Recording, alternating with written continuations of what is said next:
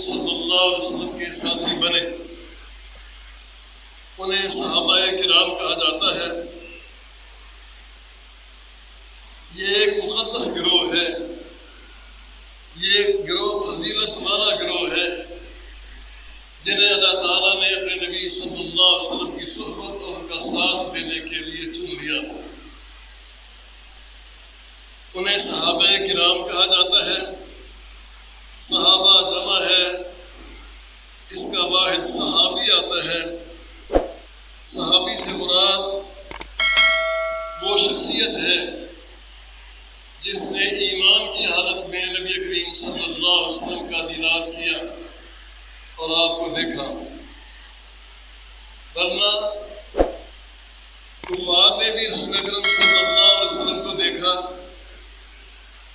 لیکن ان کا رسول اکرم صلی اللہ علیہ وسلم کو دیکھنا ان کے لیے کوئی شرف اور عزت کا باعث نہیں،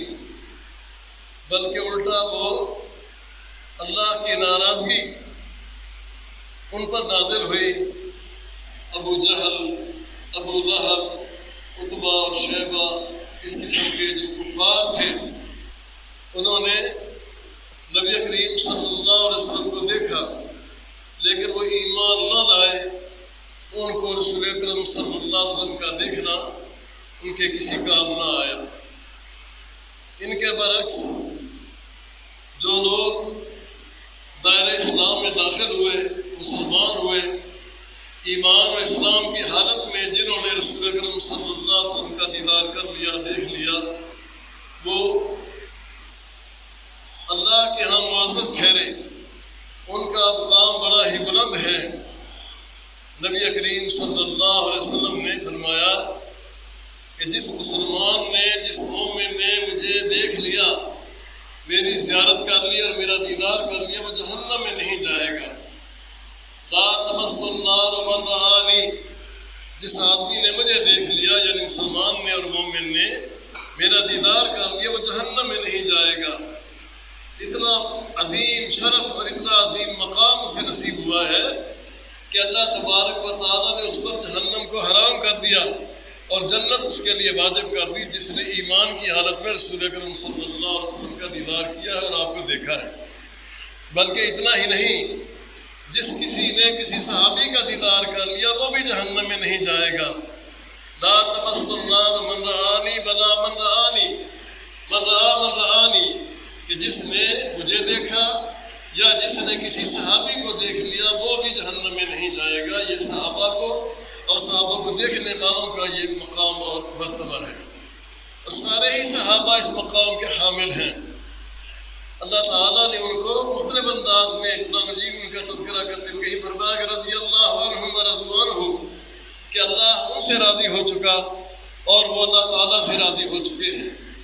اور کہیں فرمایا کہ لقد رضی اللہ عن المؤمنین اذ یبایعونک تحت شجرہ،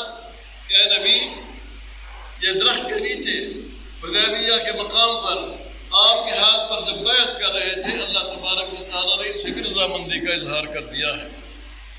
ایک اور موقع پر نبی کریم صلی اللہ علیہ وسلم نے ارشاد فرمایا کہ میری امت کے لوگوں،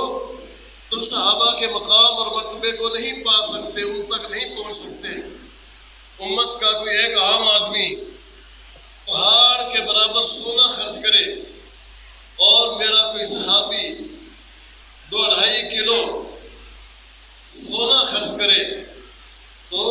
تمہارے ایک پہاڑ کے برابر سونا خرچ کیے ہوئے کا ثواب صحابی کے ایک مد یا آدھے مد کے برابر بھی نہیں ہو سکتا ہے۔ اتنا ہی اونچا مقام ہے ان کا، اتنا بلند درجہ ہے ان کا۔ سارے ہی صحابہ کے اگرچہ درجات مختلف ہیں، کسی کا مقام بلند ہے، کسی کا اس سے کم، کسی کا اس سے کم، لیکن سارے ہی صحابہ قابل احترام ہیں، سارے ہی صحابہ قابل عزت ہیں۔ ہم سب کا نام لیتے وقت رضی اللہ تعالیٰ عنہ کے الفاظ دعائیہ کلمات ہم اپنی زبان سے ادا کرتے ہیں